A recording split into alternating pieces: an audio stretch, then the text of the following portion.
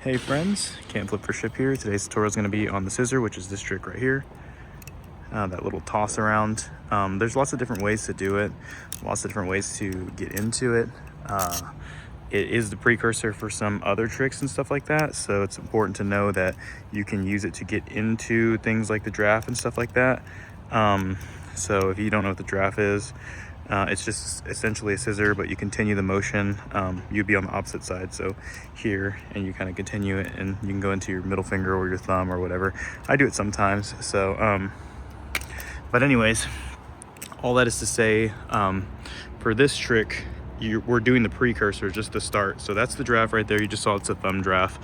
But for this tutorial, all we're going to be doing is just the basic regular scissor, which is this right here, right? And it's just about landing it in that position. So the precursor for this is that you need to be able to do like your basic aerial. It's gonna basically be your aerial. And what I would say is, like, if you're not somebody who can land this consistently, that needs to be your first focus, right? Because it's a progression.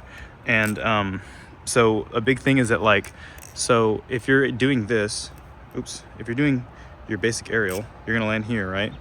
What you want to do as you're practicing is start to work on getting it to where you're kind of landing it here, like a little further up on your fingers, because essentially the rotation for the basic aerial and for the scissor are going to be pretty similar. Only difference is that the scissor is just going to take a little bit longer. So same way it would land here as it rotates. So it's going to rotate, you know, this much to here, to here, to here. It's kind of hard to do it without showing it in slow motion. So I might edit in some slow motion here, like just to get you to be able to see like what it is. But essentially, keys in my pocket, fuck am I flipping up? But essentially, you're going to end up in that position here that's just a little bit farther from, so like if this is where the typical aerial ends, the scissor is going to end just a little bit more rotation more here. And I'm not just moving the knife just to show you the position. That's literally what it is. It's the difference between here, except having a little bit more rotation and being and being here. So from here to here, from here to here. So if you can land that aerial, see that? You can land that scissor, see? So I'll do it one more time so you can just see just how similar the movements are. But the aerial here, aerial here, scissor here, right? And all I do for the scissor is I'm just gonna take that same pattern that I had for the aerial, and I'm just gonna take it and I'm just gonna try to make it a little bit like more,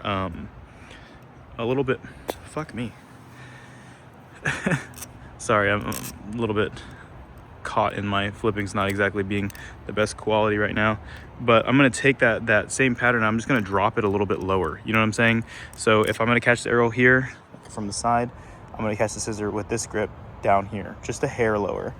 And that's just going to give me a little bit more space and give the handle a little bit more clearance, because essentially as it's coming down, you know, it's going to be this bottom handle, it's going to come down and your hand's going to be in the way. So if your hand's in the way, it's going to stop this handle, other one's going to come in, stop one, other one comes in, and it turns into an aerial. But if it's a scissor, you don't want this first handle to catch your hand. You want it to catch the back of this pointer finger here. And then once it catches the back of that pointer finger, this other one's going to come in and land on this finger, essentially slipping in between these two fingers. That's why they call it a scissor. Another thing you'll notice is, like, I don't have as exaggerated of a grip when I catch my scissor, because I'm preparing for the next thing that I'm going to do. But when you're very first starting this this trick, you really want to have that exaggerated grip, because it's going to be important in getting the motion down. And so what I would do if I was you, and I actually yesterday I had my fiance practice her flipping so that I could get her to show me what things she struggled with, so that I might possibly have things that I could talk to you guys about, and, you know, see if there's anything that, you know, would be translatable, and I could, like, say, hey, you know, if you're struggling with this, then if she's struggling with this, maybe you guys are too. And actually one of the biggest things was what I just showed you, which is the grip to get into it. Sometimes when you're newer, you have the tendency to be a little bit like this, and what you don't realize is that the balisong is going to come and hit these fingers because it's going to come straight. It's going to be like here, right, in this plane straight. So if your hand is, you know, if your hand is like this, it's going to hit your hands. You want to be almost sideways. So your arm, instead of being like this, you want it to be more like that. And then the thumb is not as important about where you put it. I have it here. Some people put it here, but just make sure that it's out of the way, because essentially it's going to come across these fingers. So it's going to be like this, and your fingers are going to be like this. Like here, I'll just use this fucking random stick to demonstrate to you. So the path of motion is going to be, the balisong is going to be here. Oh, I could just use this one. I'm fucking literally retarded. So the path is going to be here. Your fingers are going to be here. And you're going to have that one handle kind of come in between, right? So it's going to be there like that. You don't want to have your fingers in the way here, because then it's going to stop it, and then it's going to turn into a basic aerial. I hope that kind of makes a little bit of sense to you guys. But that's essentially the most important part of the trick.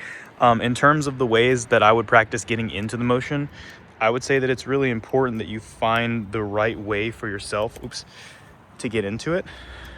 Because everybody has different like ways that they feel comfortable, but the biggest thing is just making sure that you are getting a consistent motion. So it doesn't matter if you get into it, like if you just like having it just flopping like this and you just go straight for it. If you just go straight into it from that, you can.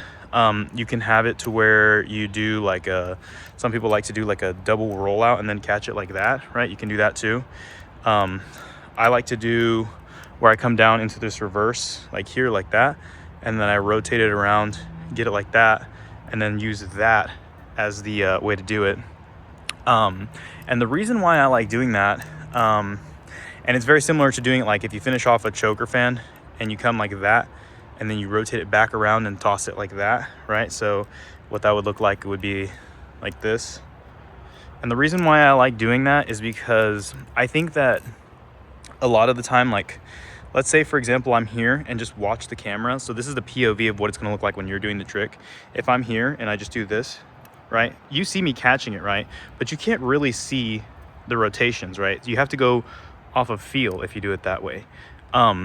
And so the problem with that is that when you're first starting, like visuals are very important to, getting the right feel of, the trick. And so in that situation, you want to be able to have some separation of the handles that you can visually see. And in order to do that, you need to have the rotation. Look at this. See that? See how easy it is to visualize the separation of the handles compared to like this? So this is the same motion, right?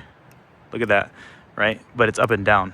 It's vertical. Versus if I come to a more horizontal plane, you can see that separation more. And so what that looks like doing the actual scissor trick when I throw the aerial is like that. See that? Can you see that? Obviously right now, and then same with this one, right? See that? I'm super exaggerating, but it's just a small thing. You'll be able to tell more like when you're the one that's doing it. But yeah, see how much more you can see the separation. And it helps you when you're first starting, because like right now, like I could probably genuinely land this with my eyes closed.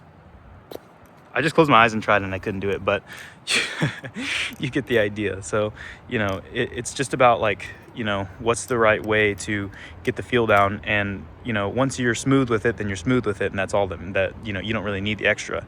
But when you're first starting, having a little bit of visual ability to see the difference on, like where the handles are separating and where you want to come in is important. So the two biggest factors are going to be, coming in at the right timing. And another thing too is like being able to do the aerial. I think that's like the biggest precursor is like, I would say I wouldn't try to do the scissor unless you can land this like 5 times in a row without messing up, because it's just like, it's so key. Because this same motion, as I've said before earlier in the video, but I'm just going to continue harping on it, it's the same motion for the scissor. So it's the same thing. You just here, except you just wait a little longer, right? So you just do the aerial, but you just wait a little longer, come a little lower, right? I can't land it now. And Jesus Christ, don't even listen to me. I literally don't know what the fuck I'm talking about. But yeah, so it's the same motion essentially. And then, as you kind of get a little bit better and stuff like that, you'll be able to differentiate and say like, what are the parts that necessarily, you can cut out or keep in or whatever. But either way, that's kind of like the biggest thing of it is like knowing when you want to come in. Again, this is like a trick too that like you'd probably want to practice with like a trainer, you know what I mean? So this is more of like a trainer focused trick. But yeah, that's really mostly everything I have for this trick. It's one of those ones where it takes a lot of practice, it takes a lot of feel. So you'd have to be somebody who has a lot of feel for the balisong in order to do it. Last thing I will say is, like, as a tip is, like, when you're first starting, just focus on like getting into the position, grabbing it, getting that grip. You don't have to focus on what's your next plan, because that'll come with time. But there's not really much else. I don't want to sit here and ramble on. I've noticed that I do ramble a lot in these tutorials. But this is like a pretty good starting tutorial, just to kind of give you like more tips and tricks. A lot of times people who come to watch my tutorials have already like seen other tutorials, and they just want like extra info, or they just want to like see if there's any extra additional things that they could like focus on. I think that's like a good point with this one, where it's like, yeah, you know, I put you in a point where you have, you know, a good amount to think about, and a little extra on top of what other tutorials might be giving you. And so you're in a good spot now where you can kind of like just try to see if that helps. And then if not, let me know in the comments and I'll record more and I'll have more tips and stuff like that. But I think for now, that's all I really have. But yeah, guys, hope that was helpful. Rock on.